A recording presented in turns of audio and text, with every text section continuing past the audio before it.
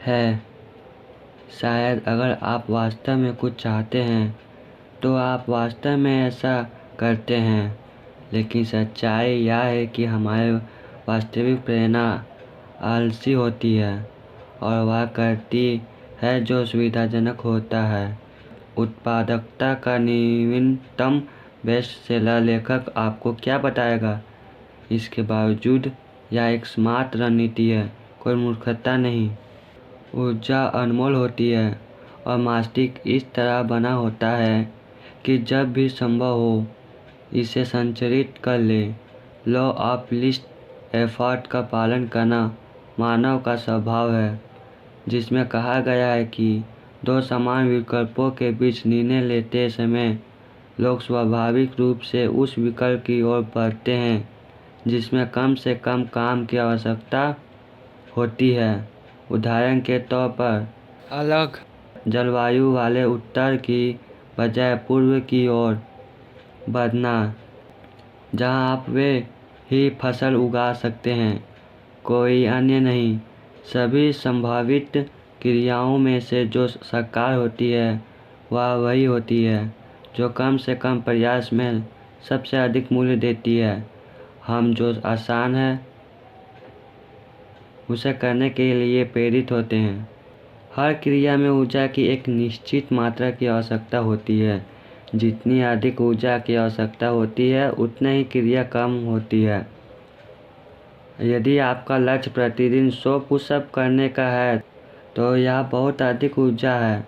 शुरुआत में जब आप प्रेरित और उत्साहित होते हैं तो आप आरंभ करने की ताकत जुटा सकते हैं, लेकिन कुछ दिनों के बाद इस तरह के बड़े प्रयास से थकावट महसूस होती है।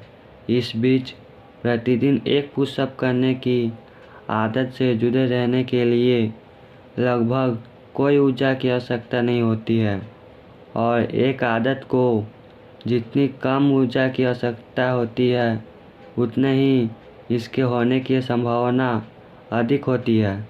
ऐसे किसी भी व्यवहार को देखें जो आपके जीवन में बहुत कुछ भर देता है और आप देखेंगे कि यह बहुत ही निचले स्तर की प्रेरणा के साथ किया जा सकता है। फ़ोन पर स्क्रॉल करना, ईमेल की जांच करना और टेलीविज़न देखना जैसी आदतें हमारे समय का बड़ा हिस्सा छीन लेती है, क्योंकि उन्हें लगभग प्रयास के बिना ही किया जा सकता है। वे उल्लेखनीय रूप से सुविधाजनक है।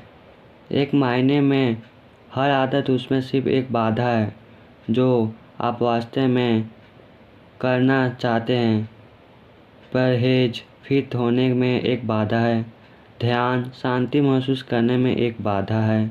जर्नलिंग स्पष्ट रूप से सोचने में एक बाधा है।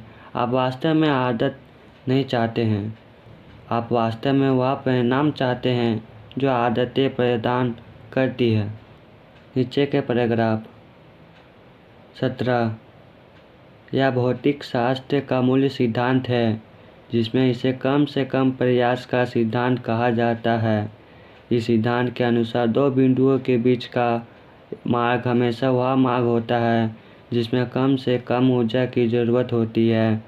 यह सामान्य सिद्धांत ब्रह्मांड के सभी सिद्धांतों को आधार प्रदान करता है। इस एक विचार से आप क्रिया और सापेक्षता के सिद्धांतों की व्याख्या कर सकते हैं।